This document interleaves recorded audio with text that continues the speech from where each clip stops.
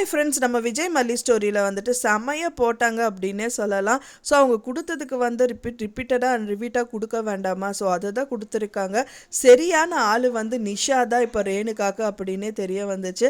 ஏன்னா வந்து பார்த்திங்கன்னா ரேணுகா வந்து ஒரு டயத்தில் வந்துட்டு இப்போ வந்துட்டு நிஷாவை அடிச்சிருப்பாங்க.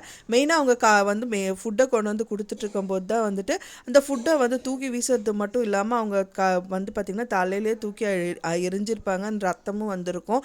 ஸோ இப்போ வந்து பார்த்திங்கன்னா இப்போ வந்து பார்த்திங்கன்னா இப்போ எனக்கு வந்து மல்லி வேணும் அப்படின்னு சொல்லி ரகலை பண்ணாங்க. வீட்டுக்குள்ளேயும் ரூம்குள்ளேயும் போய் கதவு சாத்திட்டாங்க. அதுக்கப்புறமா வந்து உள்ளே என்ட்ரி கொடுத்ததுக்கப்புறமா எனக்கு மல்லி வேணும்னு சொல்லி ரொம்ப கத்தியிருக்காங்க. அதை பார்த்தோன்னே நிஷா பலார்னு ஒரு அறை கொடுத்தாங்க அப்படின்னு சொல்லலாம்.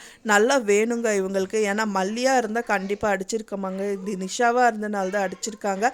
இன்னொன்று உரிமையாகவும் தான் அடிச்சிருக்காங்க. ஏன்னா அவங்க அக்காங்கிறனால ஒரு தங்கச்சிக்கு உரிமை இருக்குது, அதனாலேயே அடிச்சிருக்காங்க அப்படின்னே சொல்லலாம். ஸோ பார்க்கறக்கே வந்து ரொம்ப சந்தோஷமாக இருக்குது அப்படின்னே சொல்லலாம். இத்தனை நாள் இத்தனை பேருக்கு கொடுமை பண்ணிட்டு இருந்தாங்க. அவங்கள கேட்கறக்கு ஆள் இல்லை அப்படின்னு நினச்சிட்டு இருந்தோம். பட் ஆனால் நிஷா தான் சரியான ஆள் அப்படிங்கிறது ப்ரூவ் பண்ணிட்டாங்க அப்படின்னே சொல்லலாம். ஒரு பக்கமாக வந்து பார்த்திங்கன்னா நம்ம நினச்ச மாதிரியே விஜய் வந்து பார்த்திங்கன்னா அன்னபூர்ணி அம்மா வீட்டுக்கு போயிட்டு மல்லியை பார்க்க வந்திருக்காங்க.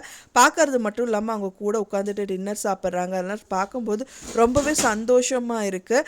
மல்லிகிட்ட சொல்கிறாரு, மல்லியே கேட்குறாங்க, இப்போ வந்து அக்கா ரேணுகாக்கா சாப்பிட்ருப்பாங்களா அப்படிங்கிற மாதிரி கேட்குறாங்க. சாப்பிட்ருப்பா அப்படிங்கிற மாதிரி, என்னங்க சாப்பிட்ருப்பான்னு சொல்கிறீங்க அப்படிங்கிற மாதிரி கேட்கும்போது, இதுதான் வந்து கதிரேஷன் அவங்கக்கிட்ட வந்து நான் ஒப்படைச்சிட்டு வந்துட்டல, அவர் பார்த்துப்பார் அப்படிங்கிற மாதிரி சொல்கிறாங்க.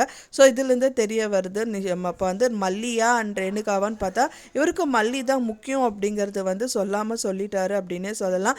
இப்போ மனோகர் மூஞ்சிலேருந்து சிரிப்பு வருது.